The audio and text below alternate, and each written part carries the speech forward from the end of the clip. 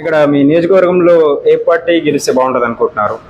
అసలు ఆ క్వశ్చన్ కూడా కూడదన్న. మనకి వన్ సైడ్గా ఇక్కడ కొండేపి లాస్ట్ టైం ఓడిపోయేందుకు మనకి 1024 ఓట్లతో ఓడిపోయింది.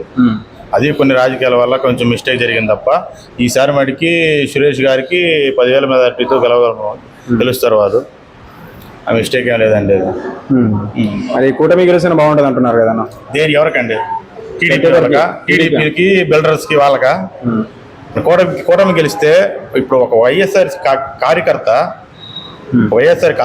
కార్యకర్త ఉన్నాడంటే మినిస్టర్ దగ్గరికైనా సరే టీడీపీకి వైఎస్ఆర్సీపీకి 2 పోల్చి చూసుకోండి. ఒక టీడీపీలో ఉన్న వ్యక్తి కార్యకర్తకి ఏమైనా పని కావాలంటే పంచాయతీ దగ్గర నుంచున్నా సరే వాళ్ళని లోపల కూడా పిలవరు. ఇది ఒక వైసీపీ కార్యకర్త అయితే డైరెక్ట్గా మినిస్టర్ దగ్గరికి వెళ్ళి మినిస్టర్ పక్కన కూర్చొని పని చేయించుకోగలరు.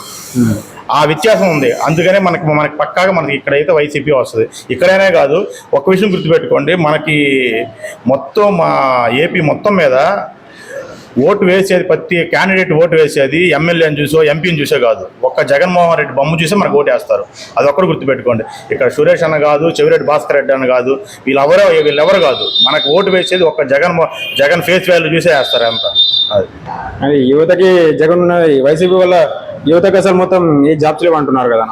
యువత బాగా వెనకబడిపోయింది అంటున్నారు కదా. ఒక్క విషయం అండి, మనకి మొత్తం గెలిచిన తర్వాత 5 ఏళ్ళు వస్తుంది పరిపాలన. 5 ఏళ్ళ పరిపాలనలో 2 ఏళ్ళు కరోనా వచ్చింది.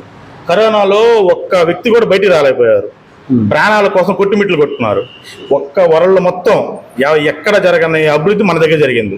వాలంటీర్ వ్యవస్థను పెట్టి ఎవరెక్కడ భయపడుతున్నారో, బయటకు వస్తే ఇబ్బంది పడతారో అని చెప్పి ఇంటింటికి పంపించారు. మెడిసిన్ కానీ, వ్యాక్సిన్లు కానీ, వాళ్ళకి కావాల్సిన నిత్యావసర సరుకులు కానీ, భోజనాలు కానీ ప్రతి ఒక్కటి ఇంటింటికి తీసుకెళ్లారు. ఏ ప్రభుత్వం చేసింది? మనకి ఇప్పుడు కూటమిలో ఉన్నారు కదా నరేంద్ర మోడీ గారు. నరేంద్ర మోడీ కూడా ఆ రోజు జగన్ చేసినట్టు ఇంకెవరు చేయలేరు. ఆంధ్రాలో ఉన్నంత బాగా ఇంకెవరు చేయలేరని మరి మాట్లాడారు. అప్పుడు ఎందుకు మాట్లాడారు మరి? ఇప్పుడు కూటమికి వచ్చే జగన్ వల్ల కాదని చెప్పి అంటున్నారు కదా. ఇప్పుడు ఈ 2 సంవత్సరాలు తీసేస్తే ఎవరి అది ఉంది ప్రీవియస్ టీడీపీ కానీ ఇప్పటికి చూసుకోండి, పోటీ చూసుకోండి. అప్పుడు వాళ్ళని అప్పులు చేశారు, వీళ్ళని అప్పులు చేశారు. మొత్తం కంపారిజన్ చేసుకున్నా మనకి జగన్మోహన్ రెడ్డి తక్కువే ఇచ్చారు. వాళ్ళు మనకు అప్పులు చేసి పెట్టారన్నారు. కానీ మనకి ఏ టీడీపీతో పోల్చుకుంటే మన ప్రభుత్వం అప్పులు ఎక్కువ చేయలేదు. మనకి మ్యాక్సిమం ప్రతి ఒక్క సిటీలో గ్రోతే చూపిస్తున్నారు. వీళ్ళు కంపెనీ రాదంటున్నారు కదా. ఇన్ఫోసిస్ వచ్చింది, హెచ్సిఎల్ వచ్చింది, జెండాల్ వచ్చింది, ఇదేంటి ఎకోహోమా వచ్చింది, ఇంకా ఎన్ని వచ్చినాయి. 37 హాస్పిటల్ కట్టారు, 37 గవర్నమెంట్ హాస్పిటల్ కట్టారు, పోర్టులు కట్టారు. అవన్నీ ఏంటి మరి? అవన్నీ ఏంటి చెప్పండి? అంటే ఇప్పుడు ఈ మా పొత్తుని గెలిపించండి, నా జనసేనని గెలిపించండి అని పవన్ కళ్యాణ్ అడుగుతున్నాడు కదా. పవన్ కళ్యాణ్ గారు అక్కడే గెలవరండి. కేవలం వాళ్ళు చంద్రబాబు నాయుడు, వర్మ గారు ఇద్దరు కలిసి ఇప్పుడు ఇందాక అన్నారు కదా జబర్దస్త్ అని, జబర్దస్త్ యాక్టర్ లాగా చూస్తారు తప్ప తన పొలిటీషియన్ గా కూడా ఎవరు చూడరు. వస్తారు తిరణాల్లో జాతరకి కాంట్రాక్ట్ మాట్లాడుకుంటారు. ఆ తిరణాలు అయిపోయిన తర్వాత వాళ్ళ ఇంటికి వాళ్ళు వెళ్తారు. పవన్ కళ్యాణ్ పరిస్థితి కూడా అదే. ఎలక్షన్స్ తర్వాత ఒక వర్మ చంద్రబాబు నాయుడు తను ఓడించడానికి తన రాజకీయ నాయకుడు మేము చూడట్లేదు. మరి పొత్తు గెలిచిన బాగుంటుంది అంటారు కదా, మీరేమో ఈ వైసీపీ వాళ్ళు అంటున్నారు. ఎవరు అనట్లేదండి. మనకి మెయిన్ కావాల్సింది ఓటింగ్ అంతా సిటీల్లో సోషల్ మీడియాలో చేస్తే సరిపోదు కదా. మనకి మెయిన్ ఓటింగ్ ఉంది సిటీస్లో. మెయిన్ ఓటింగ్ మన గ్రామాల్లో ఉంది.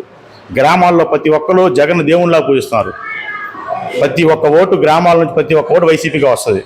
మీకు టు బి ఎగ్జాంపుల్ చెప్పాలంటే 2009 వైఎస్ రాజశేఖర రెడ్డి గారు ఉన్నారు.